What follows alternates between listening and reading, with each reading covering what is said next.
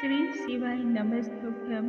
हर हर महादेव। नमस्कार भक्तजनों, आज की इस वीडियो में हम सुनेंगे नाग पंचमी की व्रत कथा। जो मनुष्य इस व्रत कथा का श्रवण मात्र कर लेता है उन सभी पर भोलेनाथ और नाग देवता की कृपा सदा ही रहती है। नाग देवता का ध्यान करके इन कथाओं के श्रवण से मनुष्य के ऊपर आई विपदा नष्ट हो जाती है। संपूर्ण सृष्टि को अपने फन पर उठाए रखने वाले उन नाग देवता को मैं बारंबार नमस्कार करती हूँ। सनातन धर्म में नाग पंचमी पर विशेष रूप से नाग देवता की आराधना की जाती है। नाग देवता को भगवान शिव, विष्णु और कार्तिकेय से विशेष रूप से जोड़कर देखा जाता है। भगवान भोलेनाथ के आभूषण के रूप में गले में वासुकी नाग है। भगवान विष्णु भी शेष नाग पर ही शयन करते हैं। दक्षिण भारत में कार्तिकेय को नागों का देवता के रूप में पूजा जाता है। उन्हें वहां पर मुरुगन और सुब्रह्मण्य के नाम से जाना जाता है। काल में सर्प दोष के निवारण के लिए भी नाग देवता की ही आराधना की जाती है।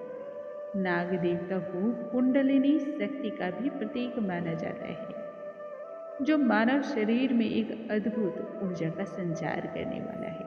इसलिए नाग पंचमी पर यह व्रत कथा अवश्य ही सुनी जो नाग देवता को समर्पित है। बोलो नाग देवता की जय, भोलेनाथ की जय। प्राचीन काल की बात है, एक सेठ के 7 पुत्र थे। 7 पुत्रों का विवाह हो चुका था। सेठ के सबसे छोटे पुत्र की पत्नी बड़ी ही चरित्रवान थी, बहुत ही विदुषी, सुशील और धर्माचरण का पालन करने वाली थी। उसके कोई भाई नहीं था।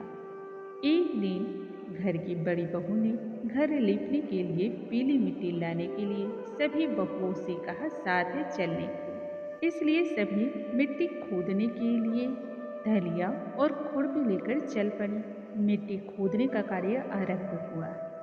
तभी वहां पर एक विशालकाय सर्प निकला, जिसे बड़ी बहू खुरपी से ही डर भय से मारने लगी। यह देखकर छोटी बहू से रोकते हुए कहने लगी, दीदी से मत मारो, बेचारा बड़ा ही निरपराध है, इसने हमारा बिगाड़ा ही क्या है। यह सुनकर के बड़ी बहू ने उसे मारा नहीं। तब सर्प एक ओर जाकर बैठ गया। छोटी बहू ने उससे कहा कि हम अभी लौट कर आते हैं, तुम यहाँ से कहीं जाना मत। यह कहते हुए वह बाकी सभी बहुओं के साथ मिट्टी लेकर घर चली गई। वहां जाकर काम काज में फंसकर वह सर्प से किया वादा भूल गई। दूसरे दिन उसे सर्प से किया वादा याद हो आया। झटपट वह वहां जाकर पहुंची तो देखती क्या है कि सर्प को जिस स्थान पर वह बैठने को कहकर गई थी वह तो वहीं बैठा है। हाथ जोड़कर कहने लगी, हे सर्प भैया, आपको नमस्कार है। इतने मीठे और प्रेम भरे वचन को सुनकर के सर्प कहने लगा, तूने मुझे भैया कहा है, इसलिए तुम्हारी भूल को मैं क्षमा करता हूँ, वरना मैं तो तुम्हें अभी ही डस लेता। तब छोटी बहू कहने लगी, मुझसे बड़ी भूल हुई, घर गई और काम में मैं भूल बैठी, इसके लिए मैं क्षमा मांगती हूँ। सर्प कहने लगा, चलो अच्छा हुआ, मेरी कोई बहन नहीं थी, मुझे बहन मिल गई, और तुम्हारा कोई भाई नहीं तो तुझे भाई मिल गया। मैं तुमसे बहुत प्रसन्न हूँ, जो मांगना है मांग लो। छोटी बहू कहने लगी, भैया मेरा तो कोई है नहीं, अच्छा हुआ जो मुझे भाई मिल गया, भला इससे बढ़कर और मुझे क्या चाहिए। कुछ दिन इस प्रकार से व्यतीत होने पर वह सर्प मनुष्य का रूप धर करके घर पर आया। छोटी बहू से कहने लगा कि मेरी बहन है, इसे मेरे साथ ही भेज दो। सब ने कहा, परंतु इसके तो कोई भाई नहीं था, फिर तुम कहाँ से आ गए। सर्प कहने लगा, मैं दूर के रिश्ते का इसका भाई लगता हूँ। बचपन में ही मैं परदेश चला गया था। उसकी विश्वास दिलाने पर घर के सभी लोगों ने छोटी बहू को उसके साथ भेज दिया। मार्ग में उसने छोटी बहू को बतलाया, हे बहन, मैं तो वही सर्प हूँ, इसलिए तू मेरे से डरना और घबराना नहीं। जहाँ कहीं भी डर लगे, कठिनाई हो, वहाँ पर मेरी पूंछ पकड़ लेना। छोटी बहू ने ठीक वैसा ही किया। इस प्रकार से निर्विघ्न वो सभी घर पहुँच गए। घर के धन ऐश्वर्य को देख करके वह तो हैरान रह गई। एक दिन सर्पों की माता ने उससे कहा कि मैं कार्य से बाहर जा रही हूँ। जब दूध ठंडा हो जाए तब उसे पिला देना। ध्यान रखना कि गर्म दूध उसे न पिलाना। यह बात उसके ध्यान से जाती रही और उसने गर्म दूध पिला दिया, जिसमें उसका मुख बेतहासा जल गया। देखकर सर्प की माता बहुत अधिक क्रोधित हुई, परंतु सर्प ने समझाया कि अनजाने में उससे यह कार्य हो गया है, सो शांत हो जाओ। तब सर्प ने कहा कि बहन को अब उसके घर हमें भेज देना चाहिए। एक सर्प और उसके पिता ने ढेर सारे सोने, चांदी, जवाहरात, बहुमूल्य रत्न जड़ित आभूषण, वस्त्र इत्यादि लेकर उसके घर बहन को पहुंचा दिया। छोटी बहू के साथ इतना सारा धन, सोना, चांदी उपहार देकर के बड़ी बहू ने ईर्ष्या का भाव रखा। कहने लगी, भाई तो बड़ा ही धनवान है, तुझे तो उससे और भी अधिक धन धान्य लाना चाहिए।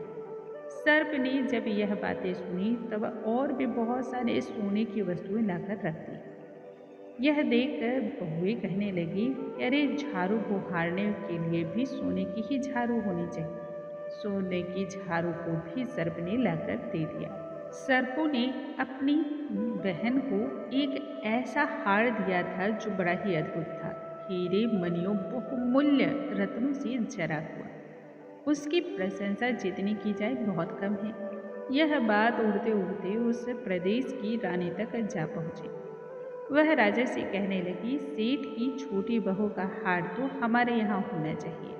राजा ने मंत्री को तब आदेश दिया कि वह हार लेकर शीघ्र ही यहाँ पर उपस्थित हो। मंत्री ने सेठ जी से जाकर कहा कि महारानी ने छोटी बहू का हार मंगवाया है, वह उस हार को पहनेंगी, मुझे लाकर शीघ्रता से दे दो। डर के मारे सेठ जी ने छोटी बहू से हार मंगवाया और उसे दे दिया। यह बात छोटी बहू को बहुत बुरी लगी। उसने अपने भाई सर्प को याद किया और प्रार्थना करने लगी कि भैया, रानी ने मुझसे मेरा वह कीमती हार छीन लिया है जो तुमने मुझे उपहार स्वरूप दिया था। उधर जैसे ही कीमती हार राजा के पास पहुंचे, वैसे ही रानी ने उसे अपने गले में पहना।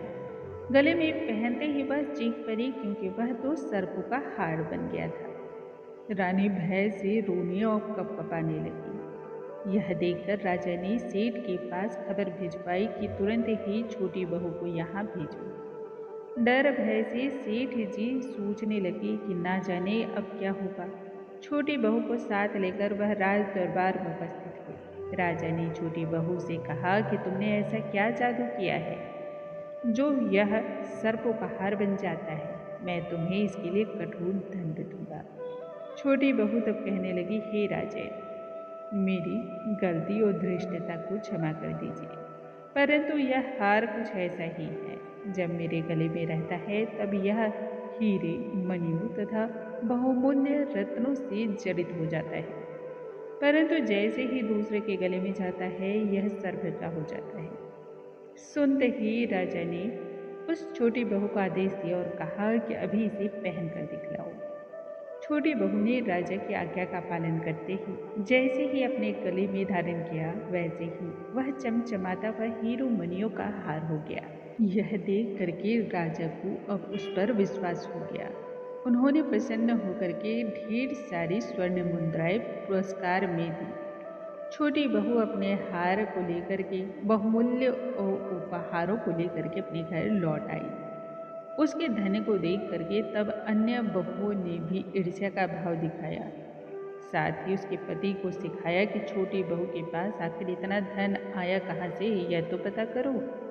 यह सुनकर पति ने अपनी पत्नी को बुलवाया और कहा, सत्य सत्य बताओ, आखिर तुम्हारे पास इतना धन कहाँ से आया? कौन है जो तुम्हें इतना धन देता है? छोटी बहू ने बड़े ही विनीत भाव से अपने सर पे भाई को उसी समय सर्प देवता प्रकट हुए, कहने लगे, यह मेरी धर्मपूर्वक बहन है। इसके आचरण पर जो भी संदेह करेगा उसे मैं डस लूंगा।